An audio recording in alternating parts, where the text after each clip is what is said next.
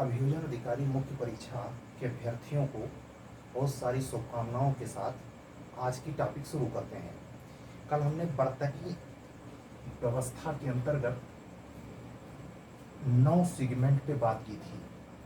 8 segment और आज हैं, कुल 17 सेगमेंट हैं, जिसमें बर्तनी व्यवस्था के बारे में हर वर्ण से जुड़े हुए शब्दों का एक हिंट, दृष्टांत आपको मिल रहा है। उसी के आधार पर मैंने कुछ शब्दों को जोड़ने के लिए आपको कहा था खुद से। जैसे आज है अड़ा के स्थान पर ना का प्रयोग। अड़ा के स्थान पर ना का प्रयोग। अड़ा मतलब बीना, हम लोग गलती से बीना बोलते हैं। दर्पण की जगह पे दर्पण बोलते हैं, जबकि शुद्ध दर्पण है। प्रणाम की जगह पर प्रणाम बोलते हैं, जबकि शुद्ध प्रणाम है। ऐसे ही वा के स्थान पर बा का प्रयोग देखें। ये पूरा स्क्रीनशॉट ले लेंगे, एक झटके में मुश्किल से 10 मिनट में पूरा समझ में आ जाएगा। इसमें वंदना, वा की जगह पे गलती से बा लिखते हैं। ये गलती बहुत बड़े स्तर पर मिलती है। आप एग्जाम हॉल में कोई भी टीचर आपका है, कोई भी कॉपी चेक करेगा तो अगर वो व्याकरणात्मक हिंदी का प्रोफेसर है तो ये बहुत जल्दी पकड़ेगा कि आप वा को बा तो नहीं लिख रहे या बा को वा तो नहीं लिख रहे। जैसे देखिए वंदना, इसमें वंदना अगर लिखा मिले, आपकी जो वाक्य शुद्धि आएगी 10 नंबर वाली, उसमें अगर वंदना शब्द है तो उसकी एक त्रुटि यही होगी, वंदना गलत है, वंदना सही है। ऐसे ही वसंत, वसंत के लिए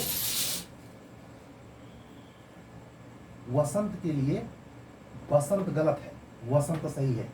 वाणी, वाणी सही है, वाणी गलत है। बड़े सा के स्थान पर छोटे सा का प्रयोग, ध्यान से देखिए। बड़े सा में देखिए आशा, आशा छोटा सा नहीं रहेगा। शंकर में बड़ा सा रहेगा, छोटा सा नहीं रहेगा। अशोक में बड़ा सा रहेगा, छोटा सा नहीं रहेगा। ऐसे ही यहां इसी का अपोजिट ये 14वां देखिए, सा के स्थान पर छोटे सा का प्रयोग। संकट में छोटा सा रहेगा, बड़ा सा नहीं। प्रसाद में छोटा सा रहेगा, बड़ा सा नहीं। नमस्कार में छोटा आधा सा रहेगा, बड़ा आधा सा नहीं। वशिष्ठ में पूरा छोटा आधा सा रहेगा, बड़ा आधा सा नहीं। ऐसे ही या के स्थान पर जा का प्रयोग, ध्यान से देखिए। अक्सर व्यवहारिक रूप से यज्ञ की जगह पर यज्ञ मिलेगा आपको, यज्ञ की जगह पर यज्ञ मिलेगा। यात्रा की जगह पर आपको यात्रा मिलेगा और यश की जगह पर जस मिलेगा। तो ये तीनों वर्ड यज्ञ, यात्रा, जस गलत हैं। सही क्या है? यज्ञ, यात्रा, यश। छा के स्थान पर जो छतरी वाला छा होता है, उसकी जगह पर छतरी वाला छा का प्रयोग गलत है। क्षमा में ये छतरी वाला छा रहेगा, ये नहीं। लक्ष्मण में छतरी वाला छा रहेगा, छतरी वाला नहीं। नक्षत्र में छतरी वाला छा रहेगा, ये छतरी वाला नहीं। ऐसे आप देखें कुछ व्यंजन गुच्छ, व्यंजन गुच्छ का मतलब समूह में व्यंजन, उसके प्रारंभ में स्वर का आगम। जैसे स्कूल, कूल एक शब्द अगर मानते हैं तो इसके पहले स्कूल, स्कूल, ये छोटा सा को आधा उच्चारित करने में स्कूल, ई शब्द आ रहा है, ई, तो इसी को कहते हैं व्यंजन गुच्छ के प्रारंभ में स्वर का आगम। ठीक है, तो स्वर के आगम के हिसाब से यहाँ स्कूल नहीं है, आधा सा ही लिखा जाएगा। या देखिए ई लिखा होगा गलत में, स्कूल गलत है, स्कूल। स्नान, स्नान में आधा सा रहेगा, पूरा आ लगा के स्नान नहीं। ठीक, असने आधा सा, सने। अस्पष्ट में आधा सा, आ लगा देंगे तो गलत हो जाएगा, ये ध्यान देना है।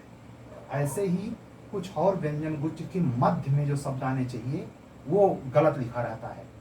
धर्म, धर्म नहीं, धर्म गलत है। राजेंद्र सही है, राजेंद्र गलत है। सुरेंद्र सही है, सुरेंद्र गलत है। तो ये मैं ब्रीफ दिया हूं, ये स्क्रीनशॉट लेके आप इसका एक दृष्टांत देख लें, इसमें 10-10 शब्द कुछ जोड़ लें, तो इससे जो वाक्य में बर्तनी की त्रुटि होगी, बर्तनी व्यवस्था के अंतर्गत उच्चारण संबंधी अशुद्धियों के आधार पर आप एक पॉइंट पकड़ लेंगे। वाक्य शुद्धि के अंतर्गत ही बातें चल रही हैं आपके सिलेबस के अकॉर्डिंग। वाक्य शुद्धि को ही ध्यान में रखते हुए दूसरा टॉपिक जो पहले दिन का हमने क्लास लिया था तो उसमें बताया था, ये था बर्तनी व्यवस्था। अब आया है शब्द व्यवस्था। यानी जो हिंदी में शब्द प्रयोग होते हैं उनकी व्यवस्था क्या है। पहले तो समझे शब्द कहते किसे हैं।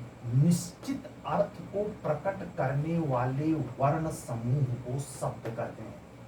ऐसा जिसका कोई अर्थ ही ना हो तो वो शब्द के रेंज में हिंदी व्याकरण में नहीं आएगा। फिर से ध्यान सुनिए, निश्चित अर्थ को प्रकट करने वाले वर्ण समूह को शब्द कहते हैं।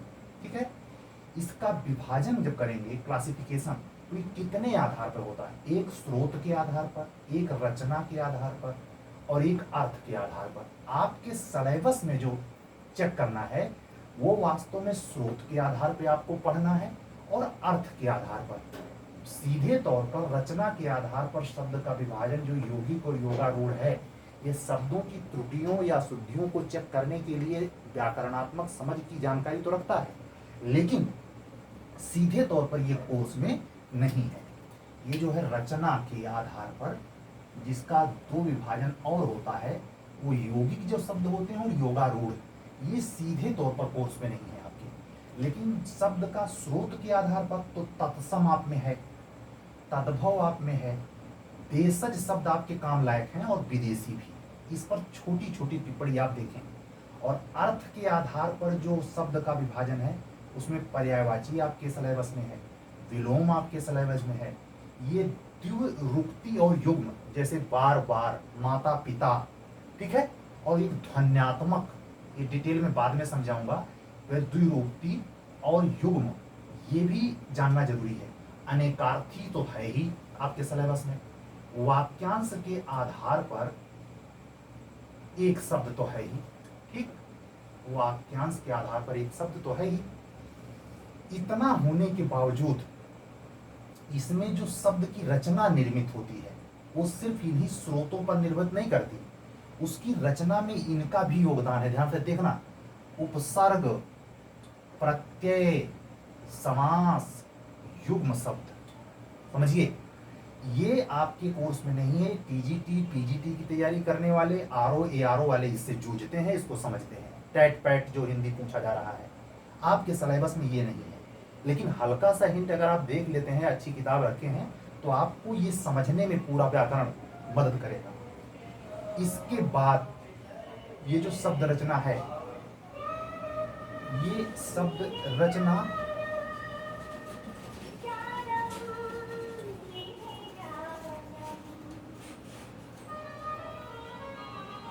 ये शब्द रचना जो आप देख रहे हैं,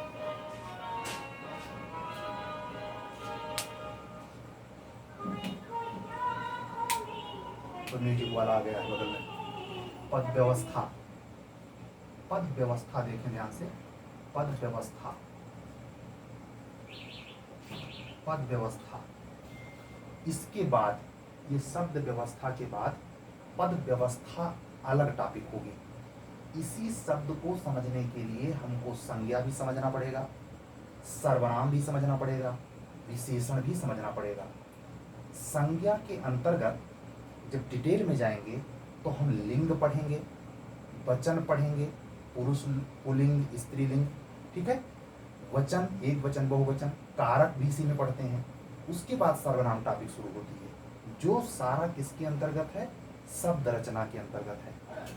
ठीक है, तो ये आज का एक क्लास ब्रीफ करते हुए मैं इतना ही कहूँगा कि हिंदी को आप जो सिलेबस में आपके है, जितना मैंने बताया, इसका मूल शब्द है और उसको समझने के लिए केवल किताबों में उतना या पुराने सिलेबस के आधार पर पुराने परीक्षा में आए हुए सवालों को रटने मात्र से काम नहीं चलेगा।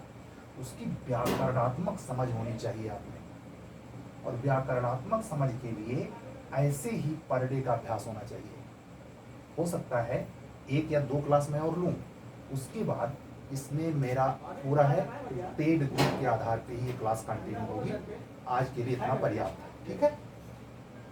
नेक्स्ट में हम यहीं से कंटिन्यू करेंगे पद व्यवस्था की तरफ से। शब्द रचना आपके कोर्स में नहीं है। पर्यायवाची, विलोम, द्विरूक्ति, ध्वन्यात्मक, अनेकार्थी शब्द के अलावा इनमें थोड़ी सी जानकारी होनी चाहिए लिंग की। अगर लिंग आप जानते हैं कि पुल्लिंग, स्त्रीलिंग सही है, तो ये भी उस वाक्य में त्रुटिगत रहता है। अगर लिंग के आधार पर आप त्रुटि पकड़ लें तो वाक्य में शुद्धि अशुद्धि सही कर ले जाएंगे। वचन के आधार पर, कारक के आधार पर, उपसर्ग, अब बताइए कोई टॉपिक छूटता नहीं। वाक्य शुद्धि में जो 6 9 बताया था मैंने कि छठा और नौवां पे ही पूरी हिंदी है, तो उसको समझने के लिए पूरा व्याकरण समझना जरूरी है। तो जल्दबाजी में नहीं, धीरे धीरे करके चीज़ें कवर होंगी और निश्चित तौर पर आपको एक अच्छे दिशा में ले जाएंगी, जिससे आपका विश्वास भी बढ़ेगा। और मुझे पूरी उम्मीद है कि अगर इस तरीके से आप एक एक टॉपिक को विस्तार में लेके थोड़ा कवर करें, अभी तो समय बिल्कुल सीमित है, सब सिमट के आ गए हैं कि बिल्कुल रट रट के जल्दी से जल्दी एग्जाम में पहुंचना है। लेकिन ये क्लास जो है, इसका स्कोप जूनियर डिवीजन में जो मेंस देना है 100 नंबर का, उसके लिए भी है, वस्तुतः उसी के लिए है। और ये क्लास उसी अकॉर्डिंग ध्यान में रख के की जा रही है। हाँ, जिसको उसको लेकर के पीसीएससी के लिए हिंदी पढ़नी है या इसी में और बेहतर पढ़नी है, वो हमारे पेड ग्रुप को ज्वाइन कर सकता है। 2 दिन में जो रेगुलर वीडियो मेरी जाती है यूट्यूब पे, उससे आप करेक्ट होकर के जान सकते हैं। ठीक है, आज की क्लास में ब्रीफ इतना था। ये तीसरी क्लास हिंदी की थी। इसके बाद 1 या हद 2, इससे अधिक नहीं। इसके अधिक के लिए आपको पे करना पड़ेगा। ठीक है, सत्यमेव जयते।